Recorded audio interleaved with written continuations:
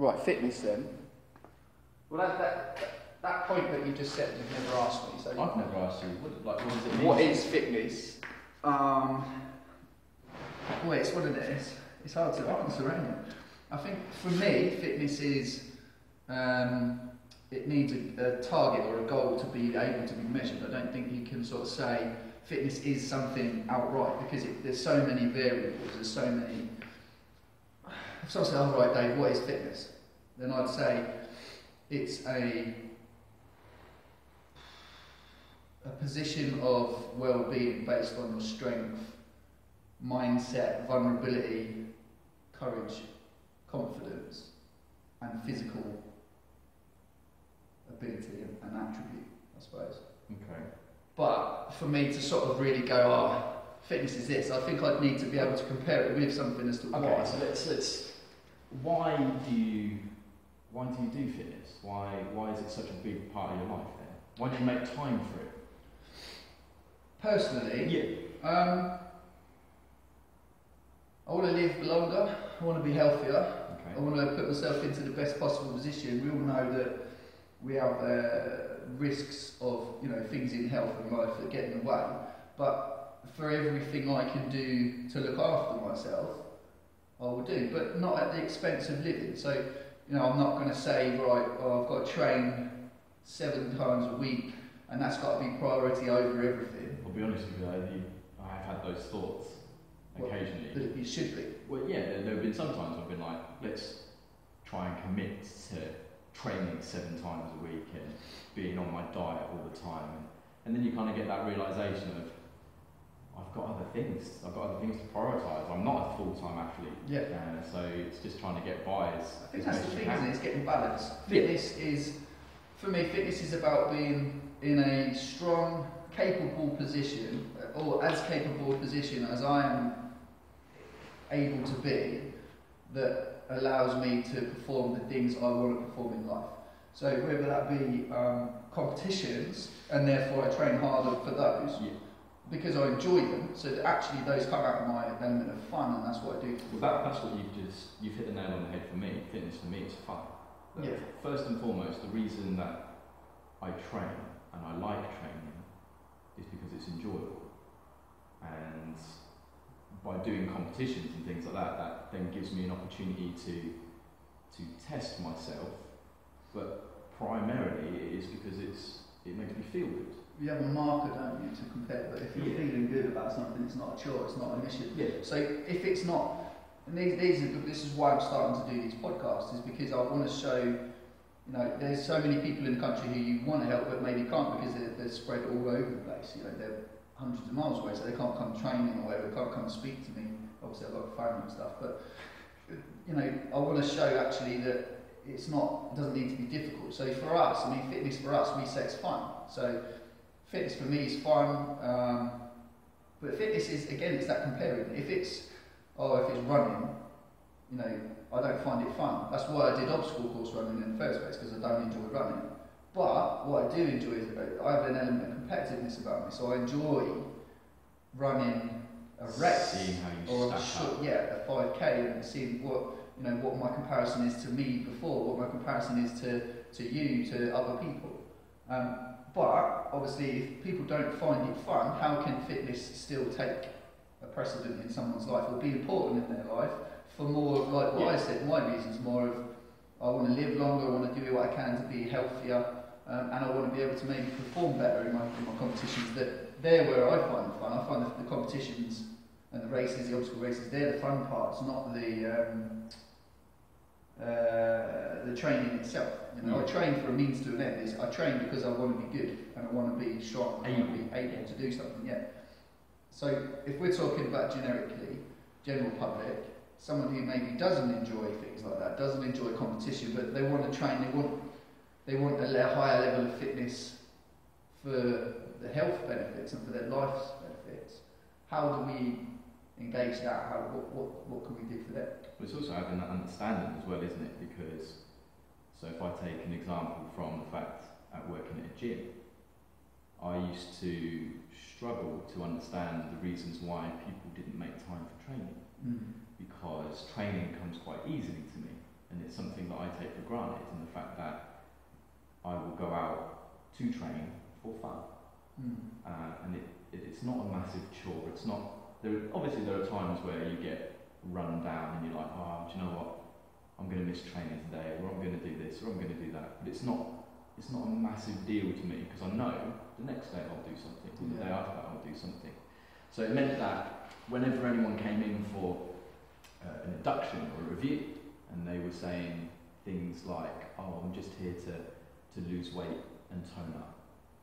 It's like, it took me a while to actually ask the question, what does that actually mean? What does that actually mean to you? So, does losing a little bit of weight and toning up, does that mean that you want to be able to play with your kids? Do you want to be able to take them to the park? Do you want to be able to run a 5K? There's so many different things that can mean, and I think it's the fact that people don't really focus on what it means, or sometimes I think they're afraid to admit what it actually means. So you're looking good naked.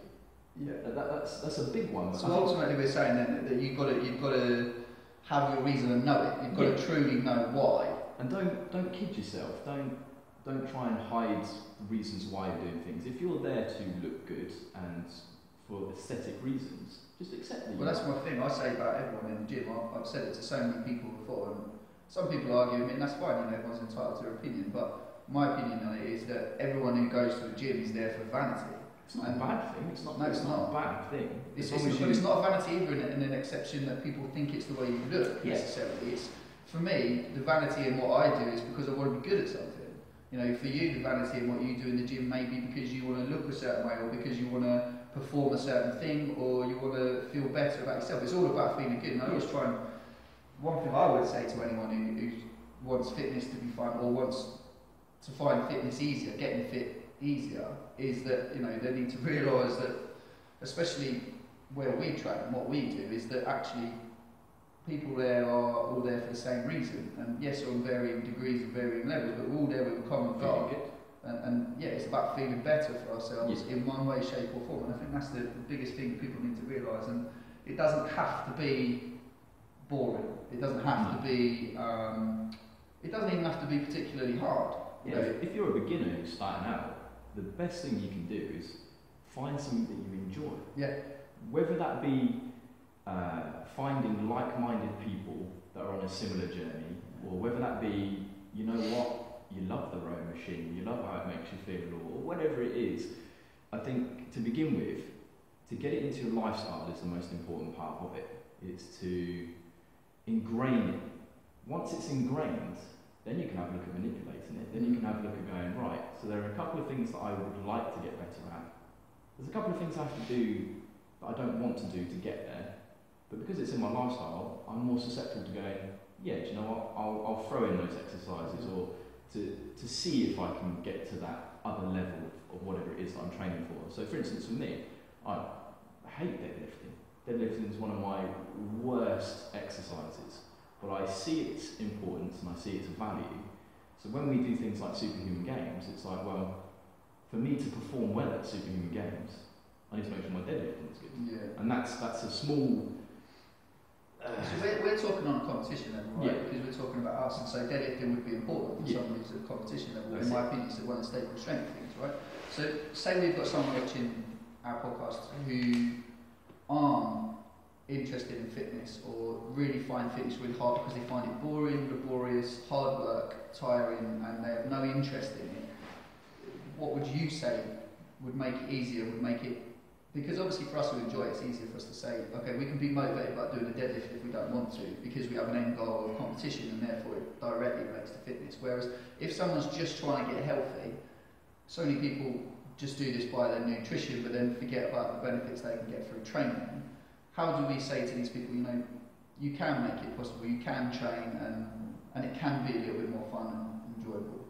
What would you say, or what's your sort of thoughts on it? What we said already, so try and find something you enjoy doing. Okay. Try and find a group of people that are looking to do similar things to you. So teams, that's one. Teams massively important, yeah. But also, if it's, could be to a point of manipulating something on a daily basis that makes you have to go and do something physical. So, for instance, cycling to work. Making it so that there is a job, there's a means to it. It's a task that needs to be performed to allow you to be able to do something else. Yeah. So not seeing it as a gym then, not seeing it as training as such, just seeing it as that's how I get to work in the morning. Or how do you think farmers get so strong? Like farmer gets so strong, not because he's thinking, oh, I'm having a great workout. He's thinking, I need to move this bag of grain from here to there, and I do it on a daily basis. And it's not training. Yeah, it's not training. It's just over years.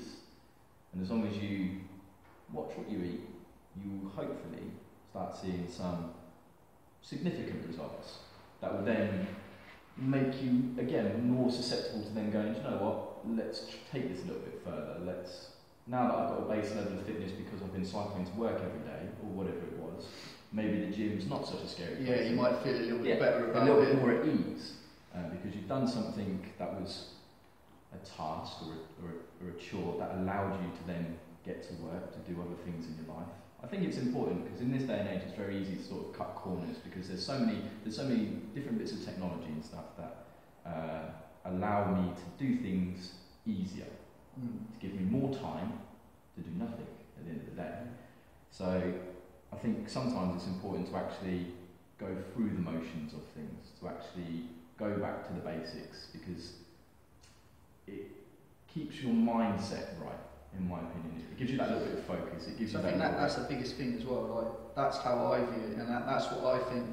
As a trainer, I personally would prefer to work on people's mindset and try and tap into things because I think a lot of the time, someone's like quite often I'll get someone come to me and say, right, Dave, I want to train, and then you say, okay, why do you want to train? And they say, well, I need to get fit and healthy. Or I need to, my kids want to run around and I can't keep up with them, or whatever. Every time I run up the stairs, I'm out of breath.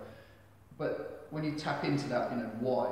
That's the thing, and it's the mindset. And if someone says to me, I don't enjoy exercise, so how can I get fit? If I don't enjoy exercise, how can I get? I think sometimes it's about tapping into why they have that emotional thing. Why don't you enjoy it? Yeah, what's causing that? And is it because it's, because it's understandable, isn't it? If you struggle to run upstairs, then you won't enjoy running around in a fitness class. But also, that great point there is that person who doesn't enjoy fitness or doesn't enjoy exercise, no doubt will be on social media, will be on all of these different things where they will see fitter people. Yeah. And it can be quite off-putting.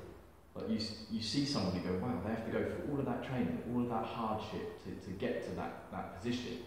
And they go, oh, it's just too difficult. What's the point? What's the point in even starting? We have it here. We have it. People walk in the door and they go, "Oh my God, this is amazing!" And they look around and see the rings and whatever. But then instantly have this feeling of like, I can't do that. Yeah. Well, you hear it, don't you, with hip classes. All right, let's do hip training. And then they're like, oh no, that's too intensive to me. I need to get fit before I do that. But surely I need to be fit before I can go to that class. It's spinning, no, it surely should be the opposite mentality. You actually go into that class, it's going to get you there. But I guess that's an acceptance thing and feeling comfortable and a thing. But like you said, maybe that's the start then. So for those people who really hate exercise, maybe that's the start. They have to look at what parts of life they can add exercise into without it feeling like it's a training thing. I think the other thing as well is this time thing. So many people say, oh, I have to train for an hour, or how many times do you train a week? So what does it matter? What does it actually matter? If I'm a beginner, I'm a complete beginner, I've never trained before, I'm trying to make a change in my life, I don't need to say, right, I need to train 4 times a week now.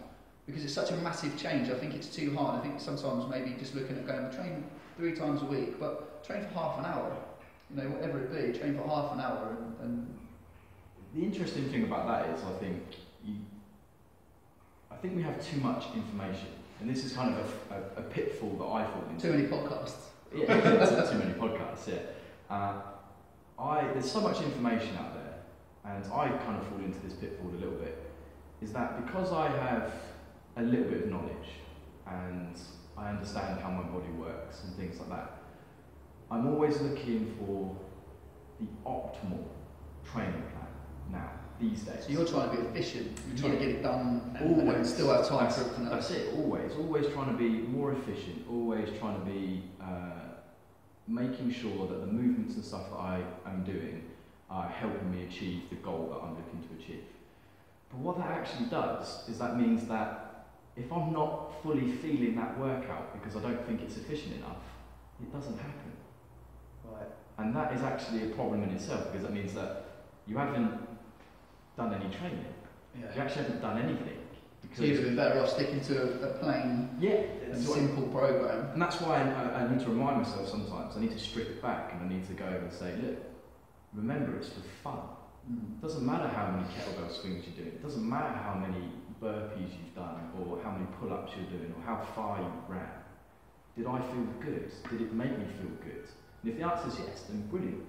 Because I overthink it sometimes and I go, oh, but I'm not as efficient in that movement anymore. I'm not as good at this or I'm not as good at that. And I end up just sort of going, that workout, I'm feeling suboptimal, so that workout's going to be suboptimal. So that means I'm not going to make any progress that day.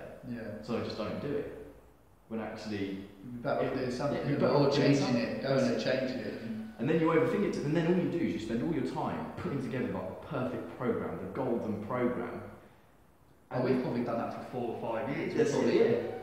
What's the best program? I don't think there's an answer. There's no what is the best fitness program to follow. But there isn't one, is there? Because what happens is once you've done that golden program for 4 to 5 weeks, regardless of whatever program that is, I guarantee you it will become to a point where I'll go, I can do this more efficiently. I can do it better. I can do it better. At which point I then spend another couple of weeks just putting programs together, trying them out, going, that doesn't work, that doesn't do this, and I actually just don't train. Yeah. But if anything, that's good, because it means that my personal development gets better, because I try things that may not work for me, and then it finds a better way of it working for me. So trying to find the activities and the things that I like doing.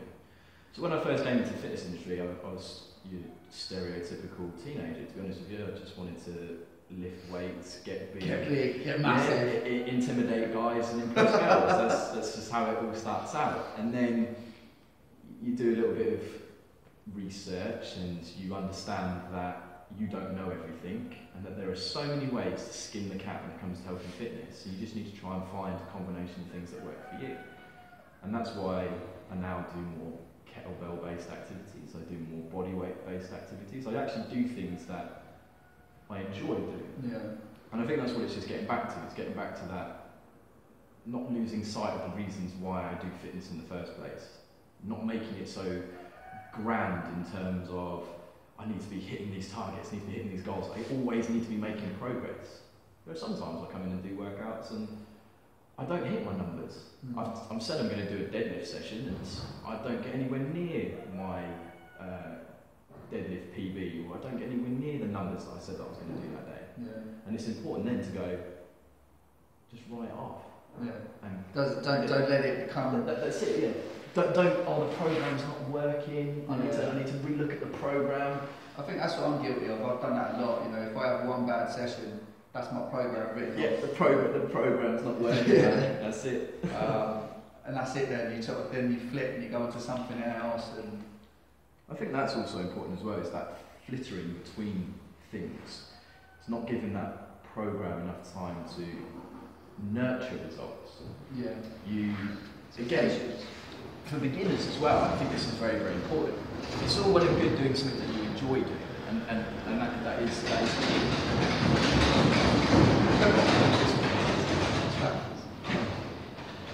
It's important to do something you enjoy doing, but if it is something that you're looking to get better at, and you are looking to progress, then you need to have goals, or something you can measure at least, so that you can track it. And in terms of overall sort of fitness and enjoyment, it is important to have a certain structure, but see it through to the end of that program, instead of give it a chance to give it a chance, and not just go, well, 3 weeks in, I'm not really seeing much change.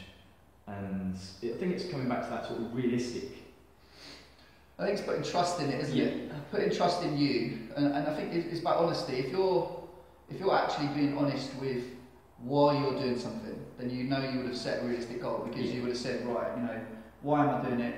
Oh, I want to get fit. Well, no, that's not the why. Why do you want to get fit? Once you figured that out, and then you commit to that, that will give you your goal. And you know, it might be, like we said, it might be that you hate exercise, and so your goal is just to try and build it into your routine and make it regular. And so if you manage to do that 3 times a week, half an hour, whatever it be, it's then being honest, right, now, you know, am I actually working? Am I doing the 3 times a week that the programme's asking, or that I've agreed to commit to? Commit to it. Am I doing that? And then if that all the answers are true, then you've got to put the trust in whoever's written that programme, or wherever you found that programme from, and then that can, it should deliver. Any programme will work. You can get any programme will give you results, as long as you... Especially if you're a beginner. Yeah, as long as you stick to it. Any programme, anything, literally any sort of movement that you put together, you will adapt to.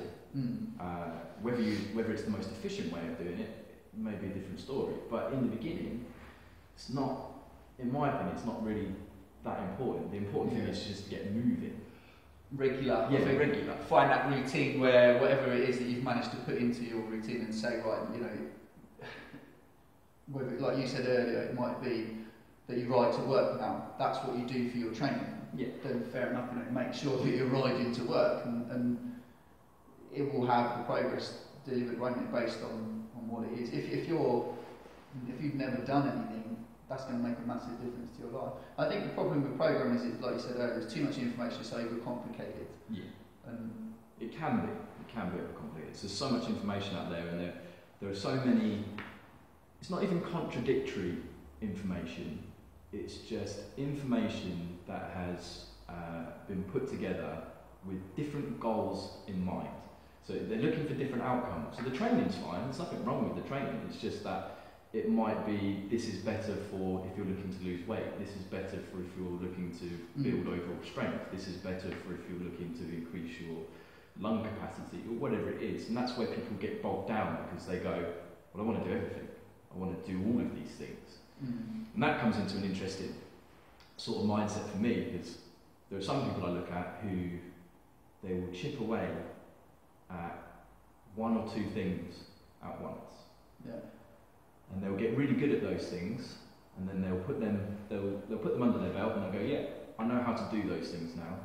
Let's move on to another 2 things. So let's say, for instance, right, let's get my strength up. So they do a strength cycle, they get stronger, and then they go, cool, so now I'm stronger, I don't need to do that as often, I can just keep my hand in with that. Yeah. Let's try and now improve my engine. Let's try and make my cardio so it's better. Which I believe works. But I fall into the pitfall if I just want to do everything all at once. Yeah. And I then have to accept that I will make very, very slow progress in all areas. So it will be a little bit of this, it will be a little bit of that, it will be a little bit of this, and I'll gradually, it will be very sort of mediocre sort of results. Well, we've talked about this though, like, because we've said about, like, me at school, you know, I was like, it's that phrase, and jack of all trades, master of none. Like, you know, I was always really good. Well, no, that's a lie. Really? I was amazing. No, like, for me, I was always pretty good at most sports, and I was in most of the teams at school, played every sport. Yeah, you could hold your own. Yeah, but I was never brilliant at one. You know, I was never top level at any of them. So, and I think that was because I never committed to one. And I think you have that in training. We have that with our own training. We're lucky that we're kind of that all-rounder, but we're not brilliant at strength, or we're not brilliant at running, or we're good at most. And maybe a lot of people might look at that and go, yeah, I wish I could run, you know, sub 20-minute 5k. But actually, you know, in reality, that's not that fast for a runner. That's not that fast. It's fast for us, sort of Joe Public, or for us all-rounders. But I think maybe that's the thing as well, is that people really need, that comes down to goals again. That comes down to really knowing what do you want to work on, and focus on that first. But when you get to that stage of like what we're at now, maybe, which is you want to do a little bit of everything, then, you know, tapping into little bits of everything at a time is going to give you little bits of progress. But yeah, it's not going to make you grow as an athlete. You'll be in there for the long haul. Yeah, it's a longer-winded process. So, I guess from the perspective of someone who's new to exercise, new to fitness, doesn't really know how to get into. Yeah, exactly. It's quite a big thing, and I think that's what people think of when they think of Rumble. You know, it's like, oh my god, like how am I going to start swinging kettlebells around, hanging off rings, doing rigs? They don't have to. Overwhelming, yeah. It's absolutely. The fact is, they don't have to. But you know, if you walk in the door and you go, I want to just get my generic health and fitness, increase, you know, my cardio fitness a little bit, and I want to lose some weight, and focus on that. And like you said, commit to your program and see it through. Maybe then at the end of that program, you'll then be in a better position to go, right, now I want to look at, you know, muscular endurance and everything else like that. So a lot of people, when I talk, I put questions out to everyone yesterday, and everyone was like, I said to them, like, what topics do you want to see us discuss and talk through and stuff? And a lot of them are similar. You know, nutrition came up. And it was like, right, okay, nutrition. Such a massive area. Nutrition's a really interesting one though, because everyone knows what they need to do for nutrition. Yeah. Let's be really honest, right? You just stop eating those cakes at the weekend, or stop having those chocolate bars. I can't help it. I love biscuits. This is the thing, like everyone, they want to know more about nutrition, but they actually already know the answers. Mm-hmm. Whenever you speak to anyone about nutrition, you go, okay, cool, so where are you having those excess calories and stuff? And they'll be like, oh, well, it's definitely the biscuits, and it's definitely this, and it's definitely that, so cool. So all we need to do is... Do you think it's as simple as that? Do you think people realise where those extra calories come from? Do you not think... I think there's... I think you do see it. I think, you know, we all know that everyone knows me, and that I like a packet of biscuits every night. Or the famous restaurant with the golden arches. But, like, for me... I actually think, no, you know what, there's a lot of people out there who think they're doing the right thing, and I think that's because of an element of what we said earlier about having too much information. But yes, there's cakes and everything, there's always that background stuff which we know we're putting in, but people do genuinely believe that they're really trying hard and they're really working hard to eat healthily. But I think the trouble is that there's a lot of information out there, but a lot of it's wrong, and that it's so complicated and made to be hard that actually, you know, the foods that they should be eating, they're pretty simple. Well, I also think that people just bullshit themselves and that they just don't want to give up those luxuries. Just want to convince themselves that... So I look at it this way and I go, right, so my Achilles heels is crisps. I bloody love crisps. Crisps are one of my favourite things. And I've done my dietary programme to allow me to have a packet of crisps. Okay. Every day. And I think what people do is they try and justify it to themselves and they go, oh yeah, because I've done that workout, that's all right for me to have that packet of biscuits and things.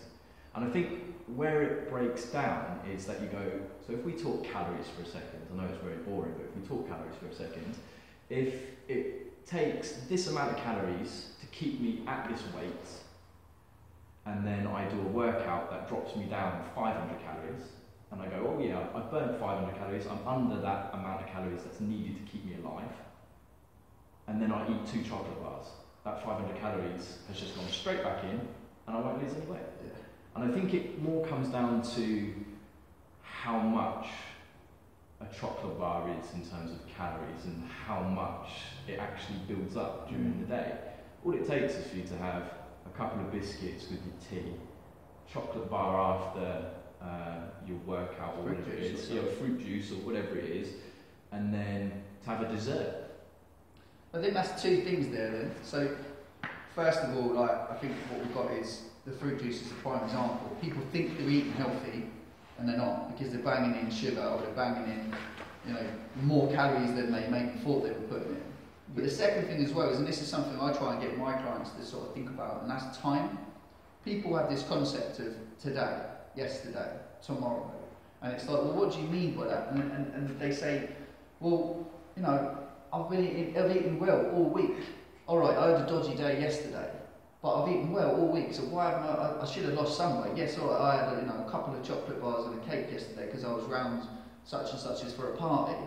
But the truth is I think people need to realise, and it's the same with rest periods and recovery periods for training, is that your body doesn't work on day and night and today and tomorrow, and doesn't differentiate between Thursday, Friday, and Saturday. Know what it is.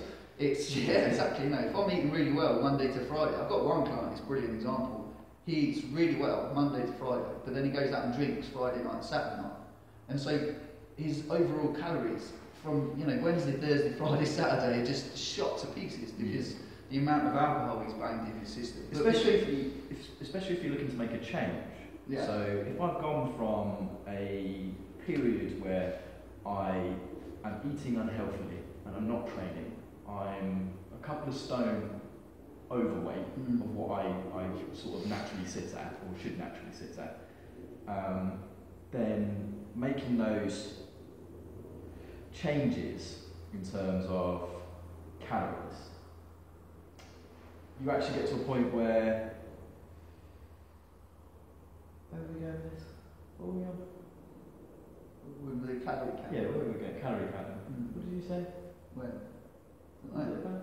Can't remember. Your client. Where was we going with this? Your client. I say about how he used to binge eat at the weekends, and so binge eating and drinking would cost him his entire week. So if I've gone from a point where I'm overweight and I want to eat healthily, and then I start on my diet and I start eating healthily throughout the week, so it goes from Monday all the way to Friday, and I start eating healthy. So I'm changing my habits, I'm changing my diet, I'm changing the amount of food that I'm taking in, I'm doing more work. I'm gradually going to start going into that calorie deficit. I'm going to start losing weight, I'm going to start doing all the things that I need to be doing. But then, as you quite rightly said, you get to that Saturday and Sunday, and then you go back to eating and drinking and doing the same things that you used to do beforehand, and you do less activity, so that just spikes again. So you go back into a calorie surplus, and then it takes all of that week to get it back down again. Then it goes back up. That's something I use with my clients. So one thing that would directly say is, so many people start a nutrition plan or a training plan on a Monday, and we talked about this with Monday being chest day in the gym, and everyone who goes into a gym is chest and triceps on a Monday. That's just what you do. But change that mentality. Start a meal plan. Start it on a Friday. Start on a Thursday. Give yourself Thursday. Make it do one day in the week where it's full board routine, and then you're straight into the weekend. But you're straight into the weekend when you've got that mentality of positivity. You're motivated, and you're able to therefore maybe turn away that extra little temptation that's there on a Saturday morning, Saturday evening, whatever it be.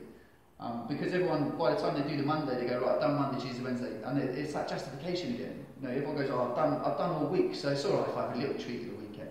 Well, don't treat it like a weekend. Your body doesn't know what's a weekend and what's a weekday. So treat it like 7 days and just keep that rolling. So maybe start on a Thursday, get through that weekend and realise, actually, do you know what? It's just the same as every other day, and I'm trying to treat it that way. Especially in the beginning, it's about being consistent. I need to make sure that I'm eating healthily and it's as consistent as it possibly can be. Because every time you overindulge, you haven't made enough progress for you to get down from the weight that you're at. Yeah.